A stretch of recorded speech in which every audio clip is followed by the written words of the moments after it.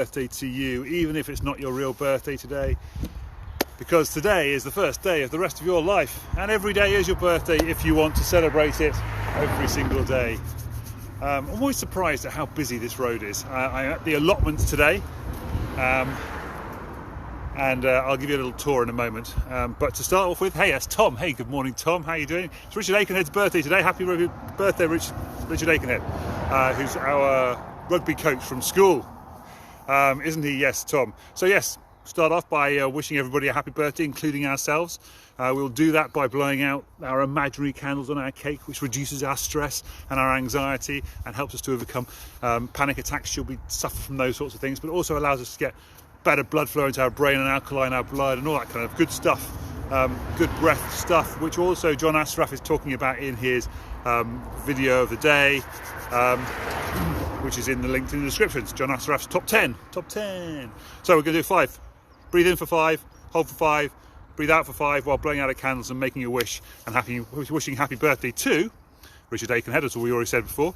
Azaria Timms, who haven't seen for absolutely ages, does social media and websites and stuff, all very good stuff. Can't wait to catch up with you again at some point, Azaria. Gerry Hancock, I hope you're well, mate. I haven't seen you for ages. Tone, Sam Brady. Yes, Sam Brady. Did you used to do stories and stuff? I'm not sure. Manchester area, I think. David Webb. Hope you're doing well with your hypnotherapy, I think you're doing now. Steve White, can't remember. Hannah B. Hannah B. Social media, I'm not sure. Darren Owen, probably property stuff. Darren, you do. Can't remember what you do, Darren. Anyway, and happy birthday to Lucy Graham, who I saw last year with a little baby. Hope you're doing well with a little baby and all that kind of stuff. Hope you're all having a happy birthday today. We're going to wish you all happy birthday while we blow out cakes. Right, so breathe in for clear your lungs out first. So effectively breathe out 5, and then breathe in 5 through the nose. Hold for 5, 4, and then blow out the candles on your cake. Make a wish a happy birthday to all those people. Ideally do that 5 times. That'd be fantastic. And feel yourself calm and gain control of your own brain again, because that's what we're going to talk about today, is gaining control of your own brain, taking control of your own brain and using the power of your own brain to move you forward and improve your life and start to learn to live a life you love a little bit more, and avoid anxiety, find freedom from depression and anxiety and stress and all that kind of stuff in your life. And just keep looking around just in case there's anybody coming into the allotments and needs to get in. I've got a bit of a weird angle, as you can see here. I'm kind of looking down on you a little bit. Anyway, cool. So happy birthday, everybody. How are you doing? So John Assaraf's stuff I will talk about in a second. Just want to talk about the Blinkist book of the day today, which is called Hidden Figures. There was a movie made recently about it, black women in NASA, which actually originally was called the NCA, I think it was called originally. It's interesting because in the book they all talk about these. They talk about them as computers because they were people doing computation. So they were like early runners of actual computers. Yes, so they were. And it's funny because in the book they talk about black computers and white computers because of course they were black because they were racially prejudiced and so forth back in those days. Yes, so the whole movie is about how this black woman then becomes part of the moon landing, I think it was. Can't remember which one of the space things what it was anyway. But she became a very important part of NASA. And there was this whole big thing about toilets in the wrong buildings and all that kind of stuff, and not being invited to meetings. Kind of amazing, really. Well worth watching, just to understand how racial stuff gets in the way of things sometimes. I saw a segment last night on Don Lemon's show on CNN, and again it was interesting because he was a black man, he was talking to 2 black women, and they had this kind of concept about not really understanding why white people don't understand racism, and I just thought, well, it's because they're not subjected to it on a regular basis, so they're just not going to understand it in the same way as somebody who is black, who is affected by it every single day of every single moment of their lives. They're just not going to understand it in the same way as those other people. So it's a bit of putting yourself in the feet of the other person, in the shoes of the other person, and understanding from their perspective. Now I know I'm not excusing it in any way, shape or form. I'm just saying that's what happens. It's like when I talked before about reasons and excuses. Reasons are why things have happened in the past. Excuses are why you continue to do them in the future. So yeah, reasons why things happen in the past, you can't do anything about them. Things have moved on, and it's in the past, it's gone. You can apologise for it. You can learn from it. You can make things better in the future. But what some people will do is they'll use those reasons from the past and project them forward and use them as excuses in the future and to stop them doing things in the future, and use them as an excuse for being horrible people in the future, for example, in the race world. I got distracted there a little bit, didn't I? But anyway, hope you're all well. See Tom's still watching. Nice to see you still watching, Tom. It's a bit chilly, so that's why I'm rubbing my hands together. My grandfather used to do this. My grandfather always had a great thing. You create your own heaven and hell on earth, and it's your choice as to whether or not which one you choose, which then leads us beautifully into how you can use the power of your own brain to help yourself moving forward. Morning. Morning. Somebody coming out of the allotments, or possibly pausing to grab some stuff from the car, I'm not sure.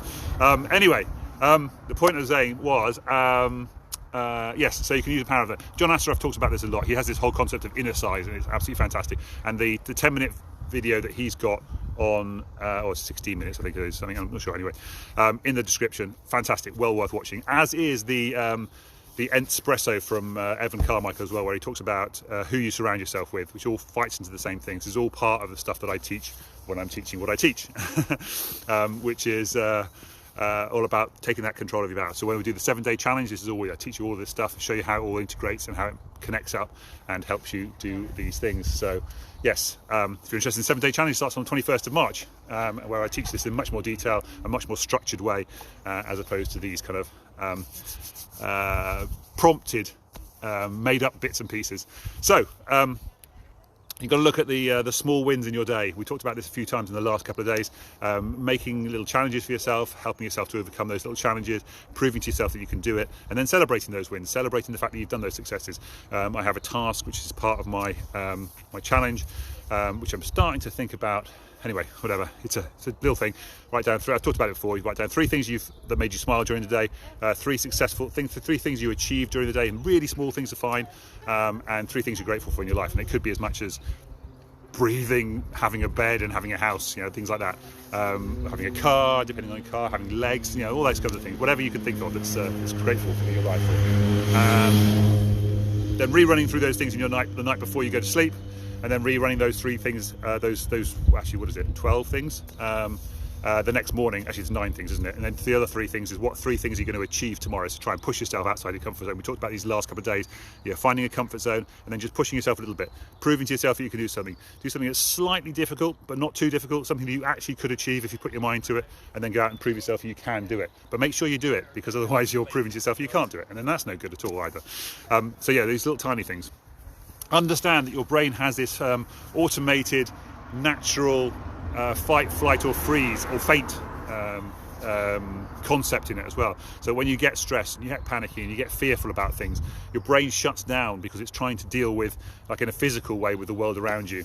And we are given way too much stress in our general lives. There was an overload, that's what I was looking for, an overload of stress in our lives in general terms on a daily basis, and in these days, if we allow it to be.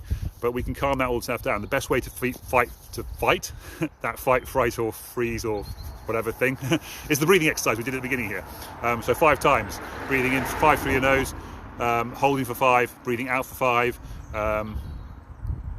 ideally pausing for 5, but it doesn't have to be that one, and then just breathing in for 5 again. It's the easiest way of doing it. 5 times, 5 count to 5, very easy, on your hand of 5, easy to remember. There's a slightly more advanced one, which is the 5, 6, 7, 8 version, which I would teach you, but I haven't got time for today. Yes, that turns on your brain again, gets the oxygen into your lungs and into your brain again, which we've talked about a few times already. Then the other thing, of course, we also wanted to talk about was remember now. Oh, how you have your brain is actually a deletion and distortion tool, and it is designed to do this deletion and distortion thing automatically. And if we do it subconsciously, we talked before about the subconscious and the unconscious mindset going on here, and we've got to be careful about making sure that we control that in the right way, so that we delete and distort the right things, as opposed to automatically defaulting to the wrong things. Racism is a classic example of that. We talked about that a little bit earlier on in this live. Where we kind of got this default automatic thinking about the world around us, and if you're a white person, you haven't dealt with racism your whole life, so it's really difficult to deal with that sort of stuff. So So it's difficult to see it in the same way as somebody who is black and has had to deal with it their whole lives. So that's that sort of unconscious feelings going on down here in the base. The man came past again. He's probably thinking, what the hell is this bloke doing in our allotments, doing his little video thing, talking about racism? It's very crazy. Cool. Anyway, so we can use it actively in our life as well by focusing on things like goals and vision boards and making sure that our environment is positive and uplifting to enable us to delete and distort the negativity from our lives, getting rid of all that stuff out of our lives. When Evan talked on his Ent-spresso about who you surround yourself with, it's the same sort of thing, making sure that if there are people in your life who are negative, either cut them out completely or spend less time with them or change the subjects that you're talking to them about. So if somebody always brings a negativity to a part of your life when you discuss it with them, just stop discussing that part of your life with them. Because obviously family, close friends and so forth, friends you've had through life, it's kind of hard to cut them out completely. But you can choose how much time you spend with them or what you talk to them about and the topics you talk about and all that kind of stuff. So that allows you to actively delete that sort of part of your life, which is also very good. And then the final part to the law of attraction. We talk about law of attraction when we blow out our candles and positive thinking. And John Assaraf talks about the law of GOYA, which is quite funny because Brad Burton wrote a book called GOYA once, and it is basically get off your arse, take action, get out and take action. The law of attraction, in the word attraction, is action. You have to take action for the law of attraction to take effect. I always talk about how you set your goal, you set your destination, your desire, where you want to go in life, and then all the signs that will help you along the road to take you in that direction into that path will appear. They were always there in the first place, but they didn't make any sense to you out of context. But now you have a direction and a goal and somewhere you're heading for, little tiny wins that you're trying to achieve in the daily basis. There'll be little things that help you along that path. Now you're looking for them because you now know what you're looking for.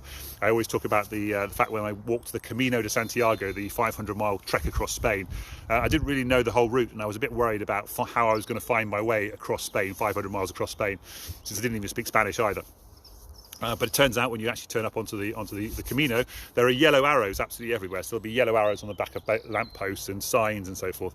And in the main pathways through the cities, there are shells actually embedded into the pavements that you can follow as well. But if you went to any one of those cities, Pamplona for example, where they do the running of the bulls thing, and you saw these yellow arrows or you see these shells in the road, you wouldn't know what they meant. They would mean nothing to you. They'd be completely pointless. You just go, oh, there's an interesting yellow arrow there. I wonder what that's doing, what that's signifying. But of course, as soon as you walk in the Camino, these things become vitally important. They become obvious, very obvious signs to lead you in the direction of Santiago and across Spain. It's a fantastic metaphor for the law of attraction in real life. Right, I've just about run out of time. I just wanted to give you a quick tour of the allotments. As you can see, it's early year anyway. Nothing's growing just yet. Spring is about to spring. So anyway, so that's all from me. Take care of yourselves, guys. Have a lovely weekend, and I will see you on Monday. Happy birthday, Lucy, Darren, Hannah, Steve, David, Sam, Tone, Gerry, Richard and Azaria. Take care and have a happy birthday. Bye for now. A couple of people in the car going past there. All right then, bye for now. Take care, guys. Love you all. Oh, send love out to the world. Forgot about that bit. Oh, quickly before I run out of time. Always keep these under 15 minutes every single time if I can help it, because I can post it straight onto Instagram without any editing, which really gets annoying if I have to do that. Bye guys, love you all.